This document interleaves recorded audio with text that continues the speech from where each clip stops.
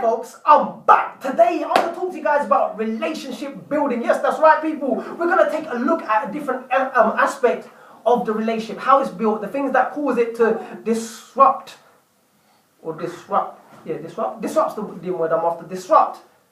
And go downhill, spiral out of control. And we're going to look at the flip side of how to take control and how to improve it, the quality of our relationship with our nearest loved one, whether it be between parent and child, or between spouse and sibling, or spouse and spouse, or just your associates, your influence of people around you, how to improve the quality of our connection, communication, and our relationship. But before I begin, people, I want to address something, I want to stress something here, right here, and at this time and place. I have said this in my previous videos before, and I'm going to say it again just to remind you, just in case if you've forgotten. I am no expert whatsoever in this area. At the end of the day, all it is just shared perspectives, insights, and experiences. That is it. Now, people, let's move onwards and upwards with the show. I'll tell you what, I'm going to give you an example, an area that I want to look at. But first of all, I want to pose a question, throw a question out there to you guys out there. Why do people lie over the phone? Let's look at this. Let's look at the relationship dynamics of this. Why this happens. I'll tell you what. I'll give you the answer. Because of the fact that a person lies to you over the phone, a lie is dependent upon the response that the other person gives. For instance, let's look at a setting, a child and parent relationship. So, the child is out and about, is late home. Is still out and about and hasn't called home, hasn't called the parents to tell the parents where the child is. The child has been negligent. The child is not mindful about this. The child is not courteous. The child is not considerate. Why do these things happen? Now, the parent on the flip side, on the other hand, is worried, they're stressed out their minds. Where is my child? The child is not called home. And all sorts of things, of things conjure up in the parent's head. Is my child alive? Are they safe? Why haven't they called? Where are they? Do you know what? So, later on, the child calls home, late o'clock. And the parent is having a go at the child in response. Where are you? Why haven't you called home? And they're shouting, screaming, yelling, swearing. Do you think the relationship is going to be healthy at that point? No, because what's going to happen next time the child tries to call? No, next time the child won't even call because of the response that they've got. They're going to either do two things. End up lying to the parent about where they are, or not call at all. Sever the relationships, sever the communication and the connection because of the response that they got from the parent. Does that make sense? A response dictates whether the person that you're speaking to is going to lie to you next. So the quality of your response depends on the truthfulness that the person is going to tell you. I'll give you an example. Let's flip it.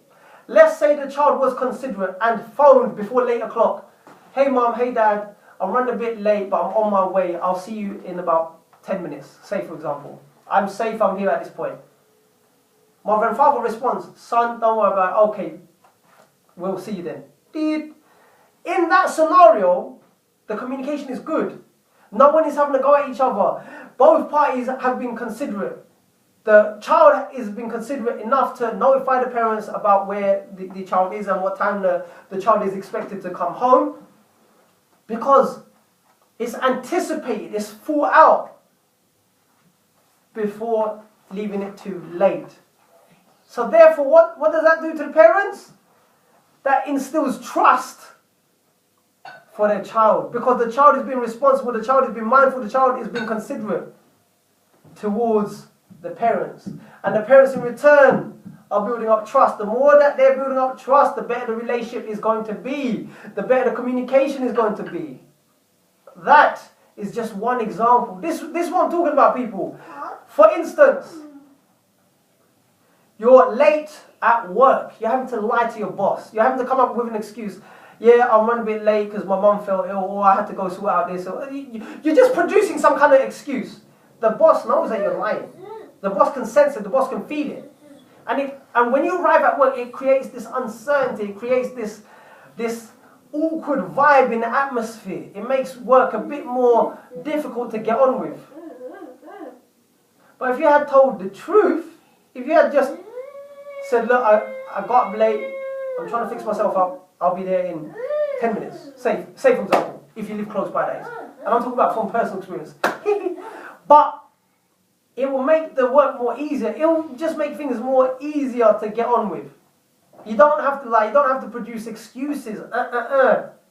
Just own up. Say, look, I'm late because of this.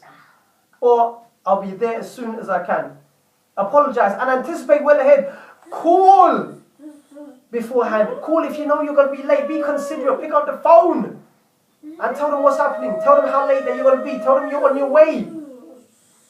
Just try and make the situation better. You don't have to lie in every single situation and encounter. And the thing is, it also depends on what kind of relationship that you have with that person. Are they easy to approach? Are they easy to talk to? Because if a person is awkward and not easy to talk to, well, you try to either avoid them, you try to not phone them at all, or you'll either try to lie to them. It's as clear cut as that. So what do? The whole idea is to build quality relationships, because if a quality relationship is built up, trust is built, the communication is better. It's as clear cut as that, people. Whether it be with your nearest, dearest loved ones or your work colleagues. Make it easy. Respond well, because when you respond well to someone over the phone, guess what happens? They're more likely to turn back to you. They're more likely to consider your feelings because of the fact that you've given them a good response. This is what I'm talking about. And people, be approachable. Look for ways of being more approachable, because when you're more approachable, you will have a better quality of relationship with so many people out there. They wouldn't feel that they have to lie to you. They wouldn't even feel threatened by you. This is the thing that I want to try and that I might bring to your attention. It's very important. I'll give you another example before I go. Check this out. Sam, come here, quickly. Can you come here, please? Come here. Now, my son is a very good boy. He knows he's got an approachable father. He can turn to his father. He doesn't feel threatened one bit at all, despite the fact that he may be carrying this long metal pole.